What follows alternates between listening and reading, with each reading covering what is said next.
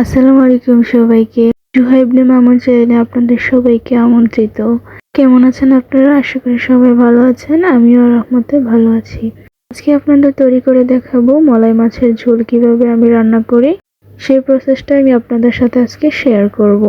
তো চলুন কথা না বাড়িয়ে আমরা রেসিপিতে চলে যাই। প্রথমে কড়াইতে পরিমাণ মতো তেল দিয়ে দিব। সাথে 2 থেকে 3টা পেঁয়াজ কুচি ভালো করে দিয়ে দিব।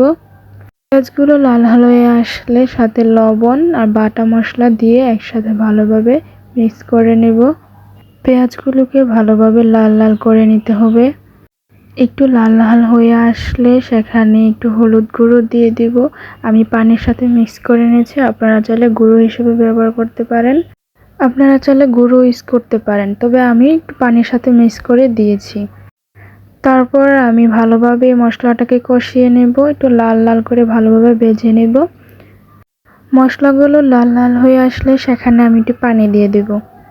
পানি দিয়ে আমি আবারও ভালোভাবে মিশিয়ে নেব। ভালোভাবে মেশানো হয়ে গেলে আমি একটা ঢাকনা দিয়ে ঢেকে দেব 5 মিনিটের জন্য। 5 মিনিট শেষে আমি ঢাকনাটা উঠিয়ে দেখব আমার মশলাটা পুরোপুরি হয় নাই, মানে ভালোভাবে তেলগুলো উপরে ওঠে নাই।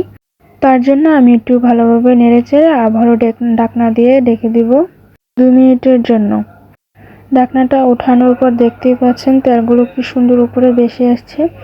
এই মুহূর্তে আমার মশলা কষানোটা অনেক সুন্দর হয়ে গেছে। তার মধ্যে আমি আবারও কিছু পরিমাণে পানি দিয়ে দিব একটু ঝোলটা বেশি হওয়ার জন্য। পানিটা দিয়ে ভালোভাবে নেড়ে দিব, তারপর আবার একটু ঢাকনা দিয়ে ঢেকে দেব। আর এদিকে মলাই মাছের ঝোল যেহেতু রান্না করব, তো মলাই মাছ লাগবে অবশ্যই।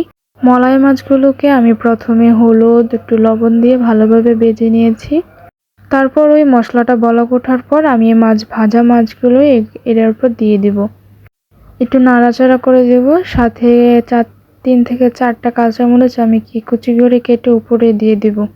তারপর কিছু সময়ের জন্য আমি একটু ঢাকনা দিয়ে ঢেকে দেব, তরকারিটা সম্পূর্ণ না হওয়া পর্যন্ত। ঢাকনাটা ওঠানোর পর দেখতেই পাচ্ছেন অনেক সুন্দর আমার মলাই মাছের ঝোল সম্পূর্ণ রেডি হয়ে গেছে। এখন আমি সুন্দর করে পরিবেশন করে নিব। আপনারা চাইলে আমার প্রসেসটা ফলো করে মলাই মাছের ঝোল রান্না করতে পারেন। এক একজন এক এক রকমে করে, তবে আমি যেভাবে করলাম সেই প্রসেসটা আপনাদের সাথে শেয়ার করলাম। ভিডিওটা ভালো লাগলে অবশ্যই লাইক কমেন্ট শেয়ার করবেন। আর আমার রেসিপিটা দেখে যারা যারা করবেন তারা অবশ্যই আমার কমেন্টে বলে যাবেন। সবাই ভালো থাকবেন। আল্লাহ হাফেজ।